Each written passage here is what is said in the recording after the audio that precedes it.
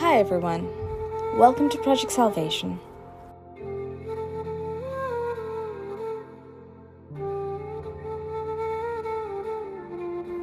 இந்த வீடியோல தேவன் என்றும் நம்மோட இருக்கிறார் என்று இந்த வீடியோவில் ஒரு சின்ன கதை வழியாக பார்க்க போகிறோம்.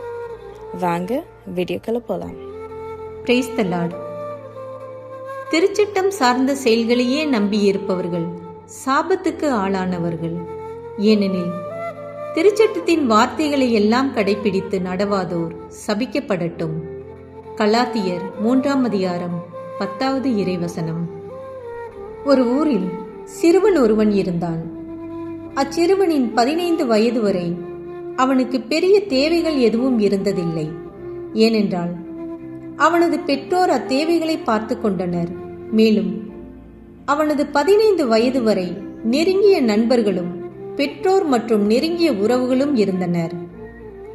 கூடவே அவன் உணர்ந்தாலும் உணராவிட்டாலும் நான் உன்னோடு இருக்கிறேன் என்று தேவன் அவனோடு இருந்தார். அச்சிறுவனது 15 முதல் 25 வயது வரை வேறு சில நண்பர்களும் உறவுகளும் அவனோடு இருந்தனர். அந்த வயதில் அவனுக்கென்ற தனிப்பட்ட தேவைகளும் கடமைகளும் வரத் தொடங்கின.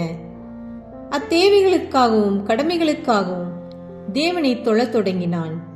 அப்போதும் நம் ஆண்டவர் உன்னோடு நான் இருக்கிறேன் என்று அவனோடே கூட இருந்தார்.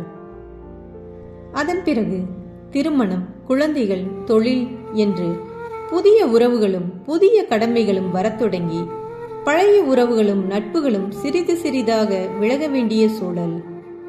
அப்போதும் நான் இருக்கிறேன் என்று தேவன் அவனோடு கூட இருந்தார்.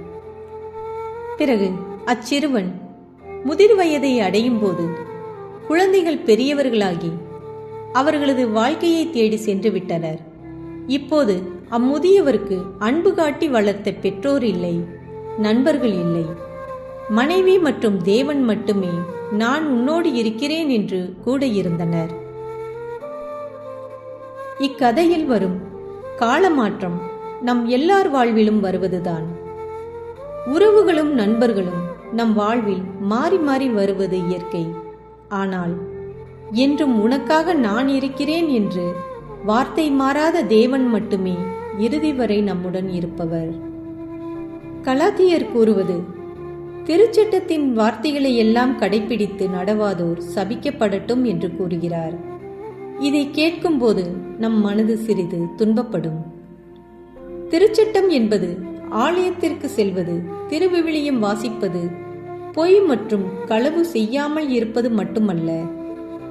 குறைந்தபட்சம் நாம் கடந்து வந்த பாதையில் நம் நலனுக்காக எத்தனையோ பேர் நமக்காக இருந்திருப்பார்.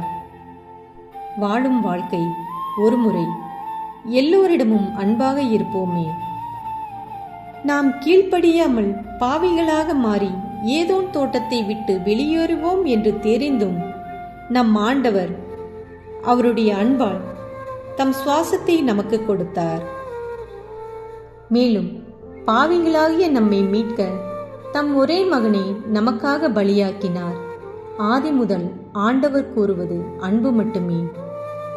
தம் நண்பர்களுக்காக உயிரை கொடுப்பதை விட சிறந்த அன்பு எதுவுமில்லை என்று யோவான் நற்செய்தியில் கூறப்படுகிறது. ஆண்டவர் அன்பாயிருக்கிறார். அவருடைய பிள்ளைகளாகிய நம்மிடம் அவர் எதிர்பார்ப்பதும் அன்பையே. லூகாஸ் நற்செய்தியில் ஆண்டவர் கூறும் நல்ல சமாரியன் கதை நமக்கு விளக்குவதும் அன்பையே. அன்பு ஒன்று மட்டுமே திருச்சட்டத்தை கடைபிடிப்போருக்கு முழு பலனை தருகிறது. இப்போது நடக்கும் போர், கொலை, கொள்ளை, எல்லாவித தீய செயல்களும் அன்பு இல்லாததால் தான் நடக்கிறது.